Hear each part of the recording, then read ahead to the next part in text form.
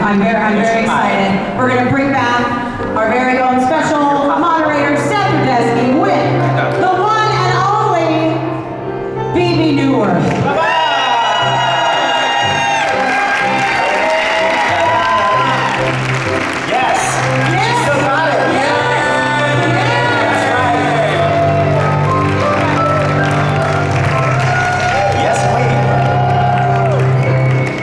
Seven new hips. She still got it. Charlie. Okay, so we're here with, all of us are here with Bebe Neuwirth, who is a legitimate triple threat. The term is bandied around, but legitimately, right, actually quadruple, because acting and also comedy. So acting, comedy, singing, and a dancing. And a couple other things that I don't say. Well, that's private. I was going to say also smarty pants, because I feel like at least one of your parents was a professor at Princeton. No, my father's a mathematician. He was not a professor there, although he did teach. He did teach some classes there, but he's not a professor. But you're also a smarty pants, aren't you? I don't think so. I will tell a story about Bebe in high school. You can see if you remember this story. When Bebe decided, high school? Yes, when Bebe decided to forego schooling, which we'll talk about in a moment, the teacher was walking around and a research paper was due. And when he came to your desk to collect the research paper, do you remember what you said? I forfeit. Forfeit? It's not a sports game. You don't get to say forfeit. Okay, so people, well, tell me about, and I know what the show was, tell me the show that made you go, I'm doing that. Pippin. Yes, queen. Yeah, Pippin.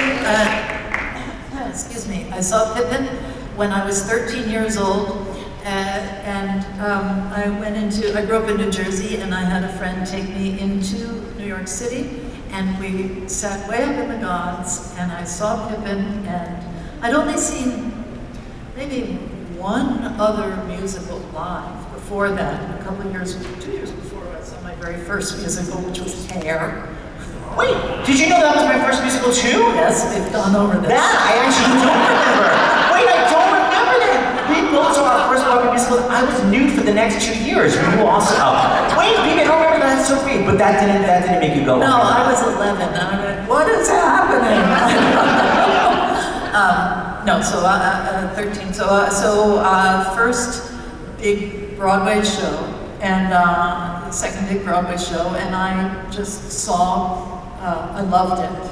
I loved everything about it, and especially I loved the dancing, because I had, I'd been performing as a ballet dancer since I was very, very young, and been on stage a lot, and had these dreams of being a ballet dancer, but somewhere I knew that that was not in my cards. My cards were for something else, including dance. I knew that I was going to dance, but it was not that. And when I saw Pippin, I went, oh, that's who I am. It was really weird and egoless, because I have to say, if you say to somebody, oh, yes, I saw a Fosse show and I knew that was me, I had no idea that Bob Fosse was God. I had no idea that these were the best dancers on Broadway. I just saw that, and it reflected and resonated so deeply in me that I went, oh, that's me, I'm gonna do this. That's what I'm gonna do. And I made an internal shift, a recalibration, just like my focus was, okay, I'm gonna dance on Broadway. I'm gonna do that guy's choreography, because I know that I just felt it. Up there in the second balcony, I just felt it in my bones. And so that's what I did. But how incredible that you got to work with basically. How incredible. The two, to me, the two greatest, Michael Bennett and Bob Fosse. And Michael Bennett with the chorus line, Bob Fosse with Charity. So what was it, I never got to work with either of them, what was the difference between them and why were they so brilliant? Oh, that's a really interesting question. Let's see. Go. Well, they were very different personalities. They were both wildly brilliant, very unusually brilliant. They weren't just great choreographers who were working at the time. They were really something, elevated beyond their peers. And Michael, I don't know. I think about them as dancers. Michael was very much down into the ground. He was very down and low and muscular and athletic. And Bob, even though he was, hunched over a bit, and even though there was something like this about it, he was very pulled up. So I see it as, Michael was down into the stage and Bob was floating above it.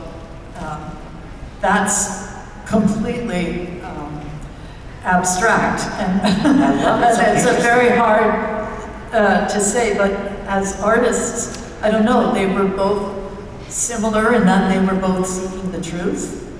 They were similar in that, this is what all great artists do, I believe, is they seek the truth and then they express it through a creative gesture that is complete from germination to performance. And so both of those men were able to do that. And their voices were unique. Their backgrounds were very, very unique, very, very different from each other. Bob growing up and seeing burlesque and vaudeville, and Michael coming from Buffalo, yeah, and just very, very different, points of view, and it was very, very different voices, but they both told the truth completely and specifically and authentically from themselves. They both made great stage pictures. Bob's was very, almost filmic, the way one scene would go into another and blending and moving scenery, but not in a spectacle kind of a way. There were segues in between things, and Michael made extraordinary stage pictures. I always think of Dreamgirls and the incredible architecture of Robin Wagner's sets, where there were these incredible scenes and stage pictures. And Bob made incredible stage pictures. I don't know, they're the same and completely different. God, two geniuses. And Bebe, if you don't know, was in a chorus line at one point playing Sheila. How old were you? I was 19 when I played Sheila. Okay, does everyone know Sheila's famous line? What would you say here? Need any women? She literally always played older, maybe when she was in high school, as opposed to most of us that played like Ado Annie. Bebe's big role in high school. What was your acting, Chuck? What was your acting role? Tell everybody. Not Ado Annie, it was... Ado Annie. Well, not a musical. What was your dramatic role, dear? Dramatic? Oh, when I was a senior in high school. Oh, yes. One Flew Over the Cuckoo's Nest. I played Nurse Ratched. So 18 Nurse Ratched, 19 Strong. 17. 17, sorry. And there's a big difference. It's great. And then really, Sheila's like supposed to be 30. Yeah. You always just play the old version. And then eventually, tell that amazing story for people that are obsessed with chorus like I am. Bebe at one point really got to play Cassie, like the amazing role. Talk about how Michael Bennett kind of gave you the subtext for how to find the whole meaning of that scene. Oh, yeah. We, excuse me, when I got let me back up, can I back up a little bit? So my very first job was in a tour of a chorus line. I was 19, and I understudied Sheila and Cassie. And eventually, I was an offstage understudy. Eventually, they let me play the little ballerina who gets cut from the opening. Yeah. And Lois, that's right, her name is Lois, by the way. And so eventually, I think about 9 months or so in, they gave me the role of Sheila. And so I played Sheila for a while, and then they gave me the role of Cassie. And so I stopped playing Sheila, and I started playing Cassie. And I played some city, and then we were about to open in Chicago, Illinois, at the Blackstone Theater. And before we did that, Michael came out to direct us. He would come out every once in a while to Milwaukee or wherever and give us a day of brilliance and direction. So he came out to Chicago, and I had a rehearsal with him and as Cassie. And so I was 20, and I was too young, whatever it was, I was too young. And so we were at this theater called the Airy Crown, which was where we were rehearsing. We were doing the show at the Blackstone. We were rehearsing at the Airy Crown, which is a convention center. It's an enormous, the room was bigger than this. It was just an enormous, enormous hall. And an enormous stage, and I came out on the stage to rehearse with him, and he's out in the house. It was like Zach and Cassie, and I came out on the stage, and I guess he was on the stage, and he goes, I started out, and he goes, stop right there, and he said, get on your knees. And I heard that. It's so funny, because people, when I tell this story now, people go, oh no, you can't do that. Well, yeah, because he was directing me. And I got on my knees, and that was the first Cassie Zach scene. Why are you here? Well, why do you think I need a job? In the chorus? Well, look, Zach, I'd love a part of the chorus, but I'll take what I can get. That's the scene that he had me doing on my knees with Zach. And it was brilliant, because I understood that she was begging for a job. And sometimes you have to work from the outside in. It's not enough to say, okay, you're begging for this. It really means a lot to you. Think of something that you really need. Okay, I'll try. And then sometimes you go like this, and you go, okay, now I get it. Because for the same reason that you went, oh, like this, it's because it's humiliating, and it's shameful, and it's abusive, and it's wrong, but makes you feel the way you're supposed to feel when you're Cassie begging for that job. How about if you can't physically get on your knees because it hurts? Well then, good luck with the Swan Lake section. Okay. Got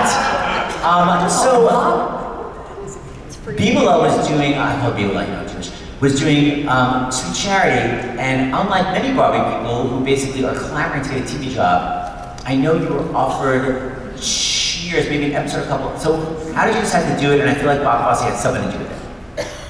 As did Gwen Verdon. Okay.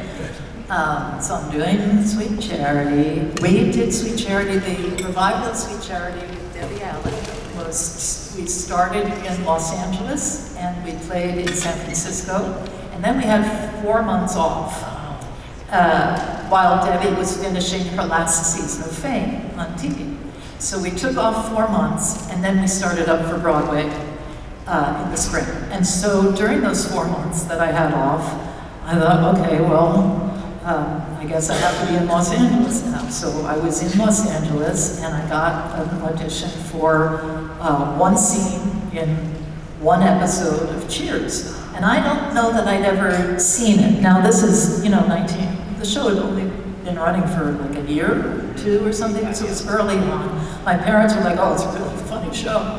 So, okay, so I went in, I auditioned, and I got that, and so I did one episode of Lilith, and so, okay, and that happened, and that was over, and then we're back into going back to Broadway, and they called and they said, can you come out and do another episode of that in Los Angeles? And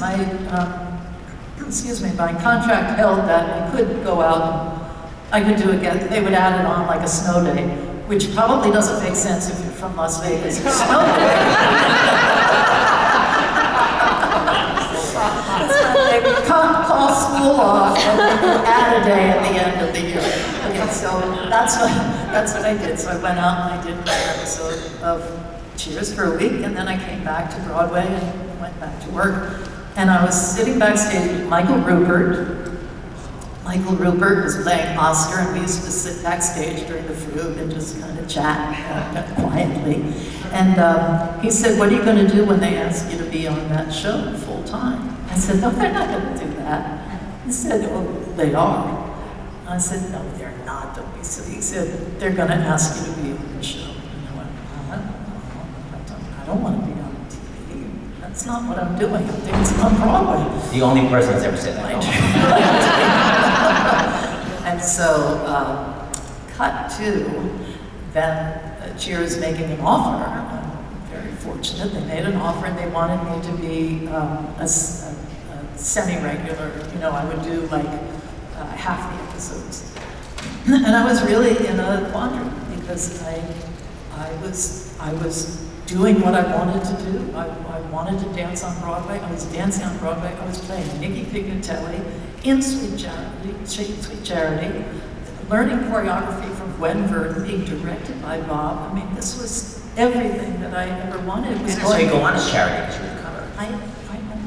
I saw you. I was second acted at that night. It's true. Continue. And God, what do I do? So I asked the advice of 4 people that I loved and trusted and believed in their wisdom. And I felt that they knew me best. That was Mommy and Daddy. And they gave me very good advice. And Bob and Gwen. I asked them what they thought. And they both advised me that it would be okay for me to do it. That it would be absolutely fine. I was like, I want to be doing this, and they said it was okay. And when Bob said, "You're like Jack Klugman. You're not going to leave the theater." Oh, wow! It'll be fine. And he said, "There's nothing wrong with doing this." And it was almost like, you know, and mind you, I was 27. I was, you know, pretty young, and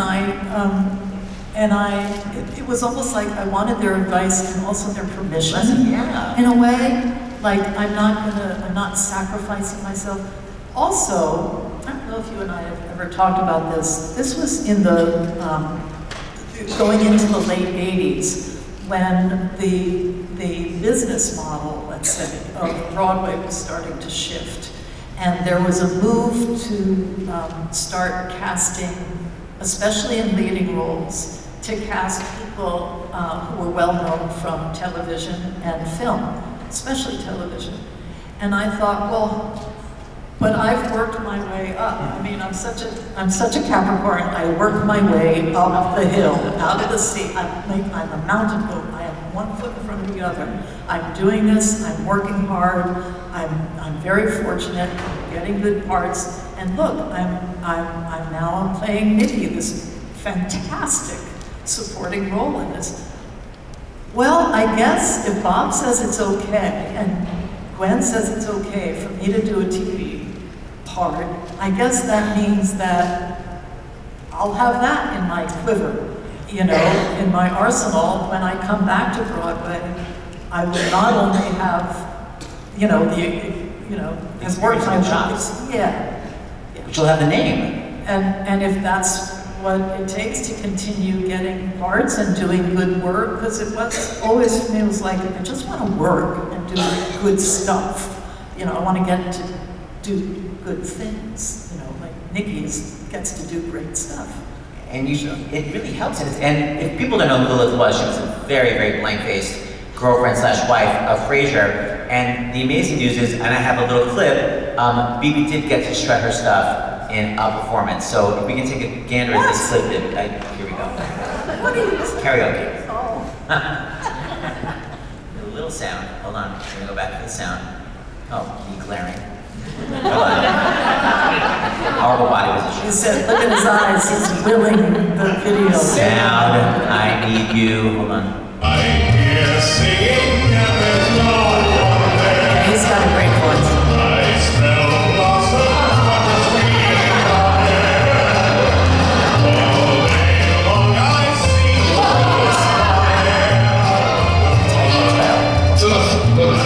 Please get him off the damn karaoke show. For 3 days, just make him stop. Hey, you know better than anybody else. There's gotta be something you can do. I can only think of one thing, but it's pretty drastic. Anything.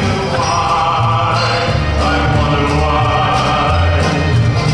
You don't need it's not so surprising when you feel very strange. I think she's eating gourmet. It's a place for a shrink head. Hey guys, listen up for a second. Fellas.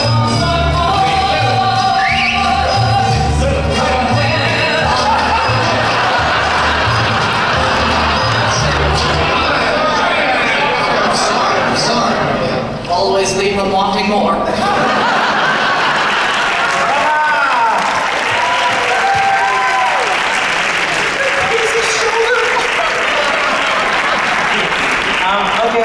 Lots of the best writers in television. I swear to God, those writers were absolutely the best. funny. Your blank So face, damn Sharif. funny. I'm okay, first of all, do we have any questions before I go on from the audience? Hold on, someone is running. To a question or just act? Oh, there we go. Yes. Hi. Hello. Hi. I do have a question. What is the funniest backstage story you have? The funniest one. That's a great question and a really hard question to answer because I was just thinking, I laughed more than anyone else during Cheers. I had the straightest face, but I was always cracking up. But backstage I can tell you two things that happened on stage in a Broadway show. How about that? Okay, I was doing Sweet Charity, and we were doing the number Something Better Than This. Do you know that number? Okay, so it's Annie Reinking was playing Charity at that point. Allison Williams was playing Helene, and I was playing Nikki. And we had, it's a very kind of a Spanish-sounding number. It's wonderful. It's like run-da-da-da-da-dum, run-da-da-da-da-dum. There's got to be something better than this. And it's this great Spanish kind of almost flamenco-sounding guitar. Well, the music started, and there were two things I think happened that day. One was a sub-sound person, and the other was a sub-guitarist. And together, it was the loudest flamenco guitar you ever heard. And at some point, I can't remember where it was, but the song started and we were looking in each other's eyes like, what is happening? I remember Allison Williams, my dear friend, she has a tear coming down her face because she's laughing so hard. And we start doing the dance and we're all laughing. And at a certain point, the three of us are going around and dancing. It's this big curve all the way around, and it's a very aerobically challenging number. You're finishing, and don't ever laugh when you're doing something aerobic, but it was so hard. We're coming around the corner doing this, and I hear Annie Reinking behind me going, "Here comes the Spanish number!"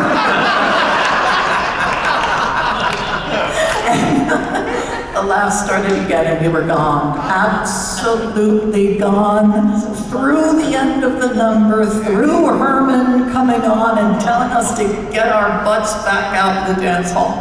And yeah. Live theater is delicious. It really is. Thank you very much. Thank you so much. Thank you. Hi, I saw you in the 90s, both in Kiss of the Spider Woman in London, and also in Chicago with Anne Reinking, and I wonder if you have any stories about whichever, if you might feel like. Oh God, I mean, there were a lifetime of stories. Is there any particular subject that I can narrow this down to? Well, you know, with the Chicago revival, it was so incredible to have that come back and become obviously the smash hit it's been. So working with Anne Reinking, you know, and sort of some of the originals, how much, because you had the original Chicago production ever, right? I saw the original production when I was 15. Okay, but you hadn't been in it, so what was it like to learn from Anne? Well, you know, that's fantastic. Thank you for your question, and thank you for coming to see both shows. When I did Kiss the Spider-Woman, I replaced Cheetah Rivera. I did this because nobody replaces Cheetah Rivera. There is no has or ever can replace her. But she stopped playing the part because she and the rest of the cast came to Broadway. And so to take over and keep the show running there, I took over the role of Aurora Spider-Woman there while they were. So Cheetah was everything to me. And I had seen her, as I say, when I was 15, do Chicago, and here I was going to play her role that was written for her. I'm very inspired by her, but she was so kind to me. She was so kind to me. She wrote down on a piece of paper all kinds of things for me to know. I'm saving that piece of paper for the Smithsonian. Yeah. When that gets back together again.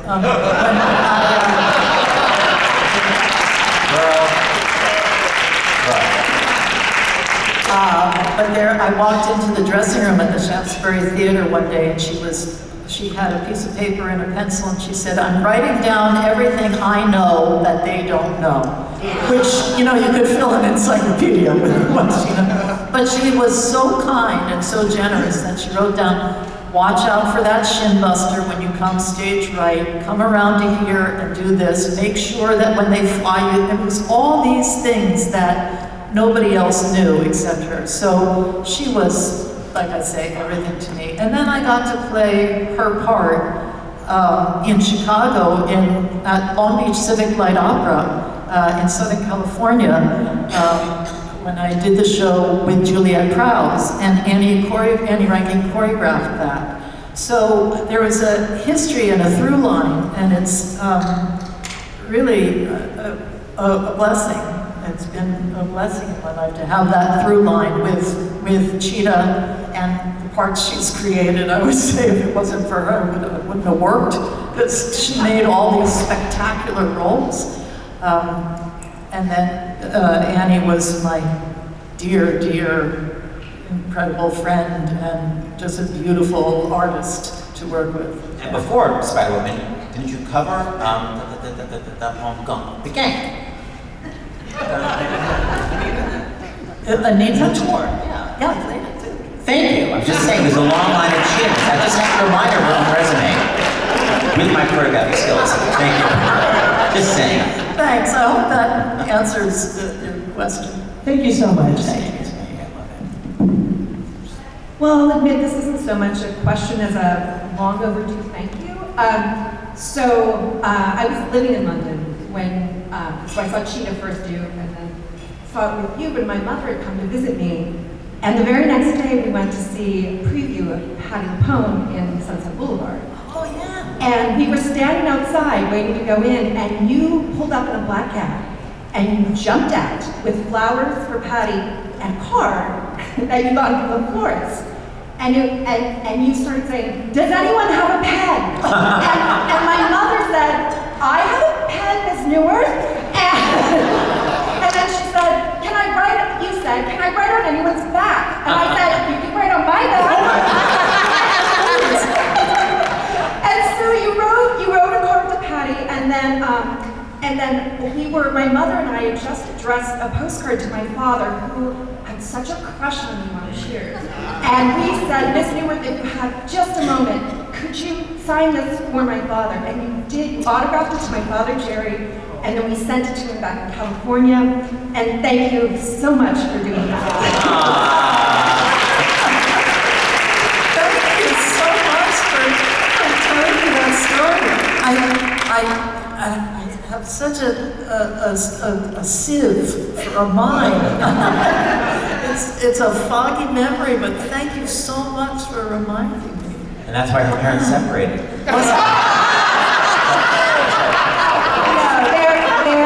They're going on, hold on, 60 years? Wow. Take it back. That's great. And wasn't Patti amazing in Sunset Boulevard? Oh my, you didn't see her, did you? No, but I've done those numbers with her in concert, original Holy piece. gosh, it was incredible. She was amazing. Oh yeah, that's another story. Yes. Hi. Given that you've played all three major female roles in Chicago, what did you think of the movie version? I didn't see it. Not at all. No, A lot of people are like that. It's too hard to see a show that you're connected with. I get it. I have to Patty say, never saw the Evita movie. I did like it. I had to say I did like it, but it's very, very different than the stage production. Yeah, they're not murderers in the movie.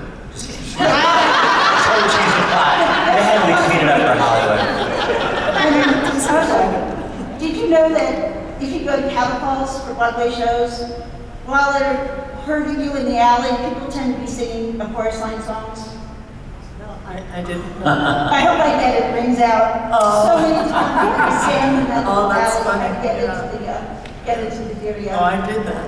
I absolutely did that. I went to the original open call for dancing. Oh, wow. Can you imagine an open call for, so that's open call non-union, for this new Fosse musical. And I was 18 when I went to that, yeah, it was amazing. And they had to, it was at the Broadway Theater, and they had to close the doors. We used to sign up on a piece of paper outside, and they had, I think it was like 600 people, and then they had to close the door. They say, okay, no more. That many people showed All that up. jazz, you know, all that jazz all lined up. Yeah, that's exactly what it was like. That's the combination, that T for two combination. Oh my God. Is exactly what it was. Those are the days, man. Yeah, thank you. Memories. Yeah, I got a call back. You did get a call? Wow, I was too scared to ask. Wow. Yes, dear. Hi, how are you? I wanted to ask, with the extensive resume that you have in film, television, and Broadway, what is that one role that you absolutely love to do that you miss? That I miss. That you miss. That I miss? Well, I miss Velma. I do miss Velma.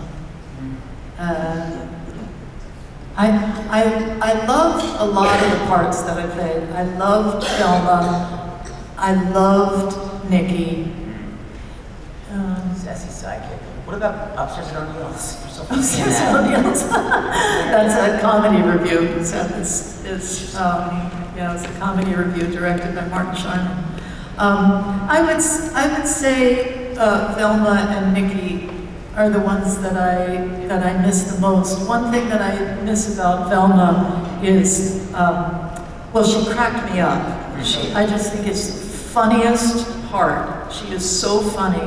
And I think there's a mistake, let me start over. The thing that makes me laugh about Velma is that she is a ham and she just wants to get on stage. And that's all. The fact that she murdered her sister and her husband, that's secondary. And I was like, yeah. But vaudeville, I want to dance on vaudeville. Look at the papers. That's her whole focus. I think it's hysterical. Look what I'm going to do on the stand.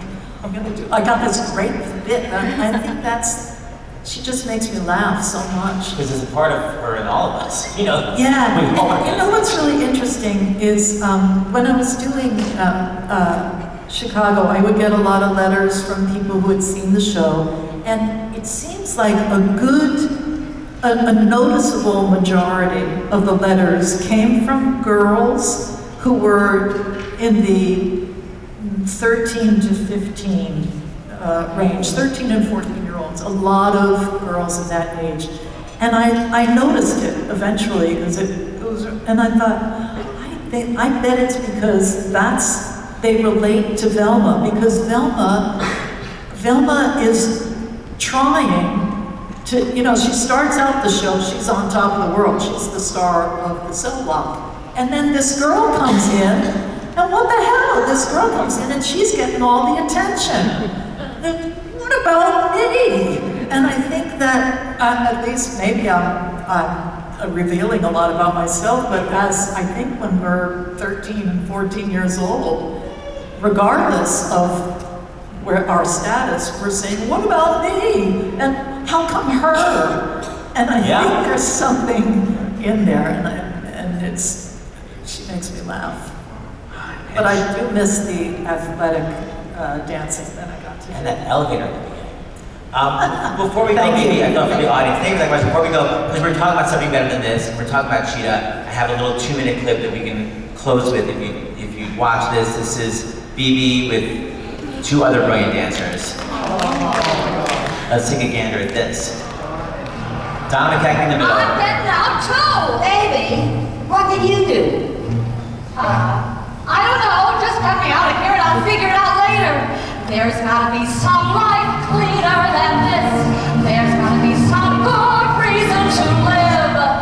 And when I find me some kind of life I can live.